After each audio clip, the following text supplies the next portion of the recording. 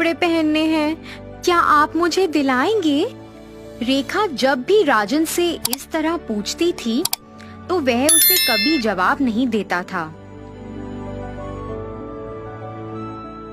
अपने घर के कामों को पूरा करने के बाद उसने ग्रामीणों के कपड़ों की पोटली में से अपनी पसंदीदा आधी साड़ी उठाई और सज धज कर अच्छे से तैयार हो गई। तैयार होने के बाद वह खुद को निहारती और बहुत खुश महसूस करती।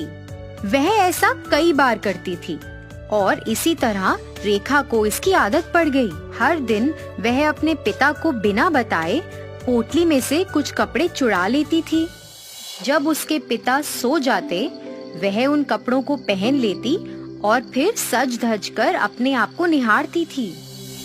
एक दिन जमींदार की बेटी ने अपने कपड़े धोने के लिए धोबी को राजघराने में बुलाया। राजन अपनी बेटी रेखा के साथ उनके पास पहुंचा। जब वे दोनों कपड़े इकट्ठे कर रहे थे, रेखा की नजर एक लाल और पीले कपड़े पर पड़ी और वह सचमुच उस कपड़े में खुद को देखना चाहती थी। कपड़े धोने और इस्त्री करने के बाद अनजाने में फिर से उसने वह कपड़े चोरी कर लिए जो उसने जमींदार के घर पर देखे थे। जब राजन उन कपड़ों को वापस देने के लिए गया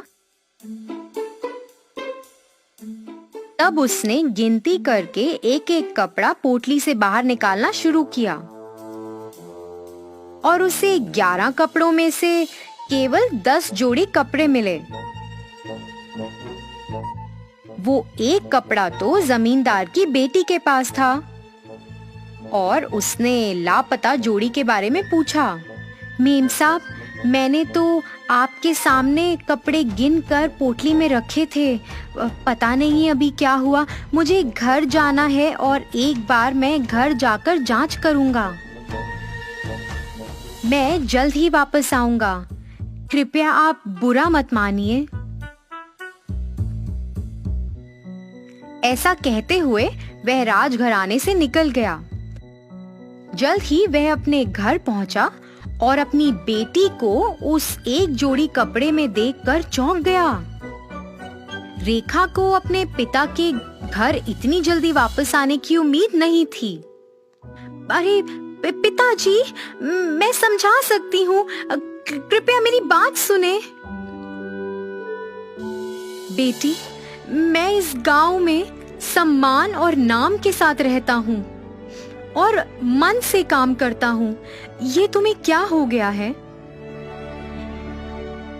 ये तो बहुत शर्म की बात है कि आपने चोरी की है। जो आपने अभी किया है वह बिल्कुल गलत है। यह मूर्खता है।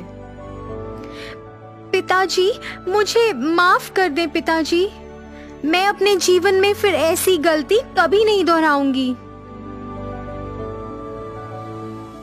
मैं आपसे कुछ भी नहीं छुपाना चाहती थी। रेखा, उन कपड़ों को धोकर इस्त्री कर दो, उन्हें तैयार रखें। मुझे उन्हें वापस कल लेकर जाना है।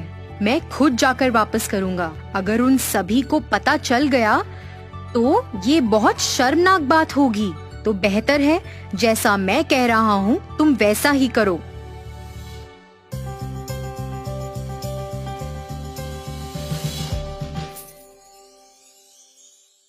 फिर ऐसे ही कुछ दिन बीत गए।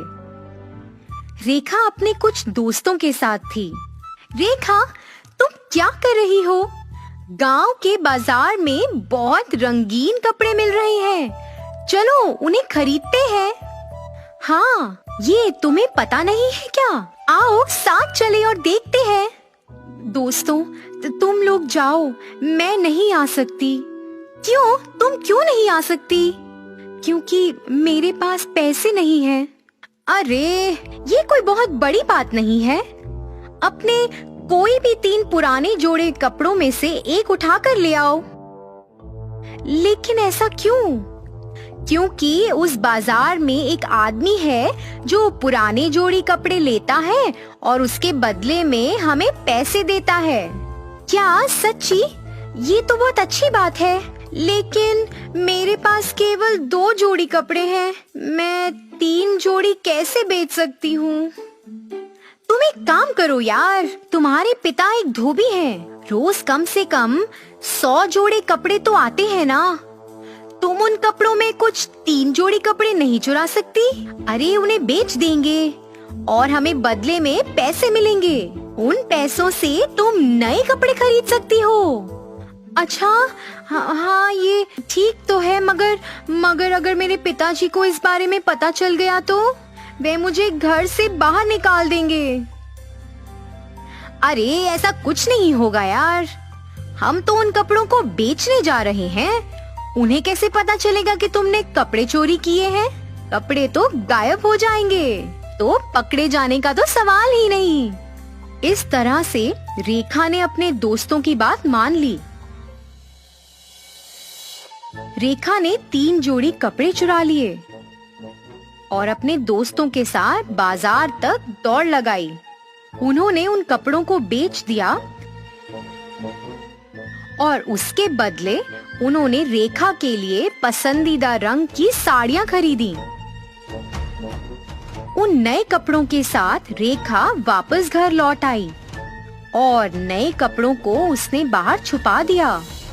जैसे ही रेखा घर वापस लौटी, उसने देखा कि उसके पिता वह खोए हुए कपड़ों को पूरे घर में तलाश रहे हैं। रेखा ने भी खोजना शुरू कर दिया। उसी समय गांव के सरपंच कुछ अन्य गांव वालों के साथ राजन के घर पर पहुंचे। अरे राजन, बाहर आओ, जल्दी बाहर आओ। उनकी पुकार सुनकर राजन घर से बाहर निकला। उसने सरपंच के हाथों में वह गायब हो गए कपड़ों को देखा और उन्हें देख के आश्चर्यचकित हो गया। सरपंच ने उसे बताया कि यह कपड़े उसे बाजार में मिले, जहाँ पे पुराने कपड़े खरीदे जा रहे थे, जिसके बदले ग्राहकों को पैसे मिल रहे थे। राजन, क्या ये उचित है? नहीं नहीं साहब, मैंने उन्हें पैसे के लिए नहीं बेचा। कृपया मुझ पर भरोसा करें।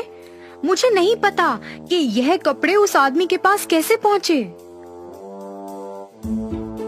राजन, ये तुम्हारे बारे में नहीं है। उस व्यक्ति को ये कपड़े तुम्हारी खुद की बेटी ने बेचे हैं। क्या इस तरह आप अपने बच्चों की परवरिश कर रहे हैं?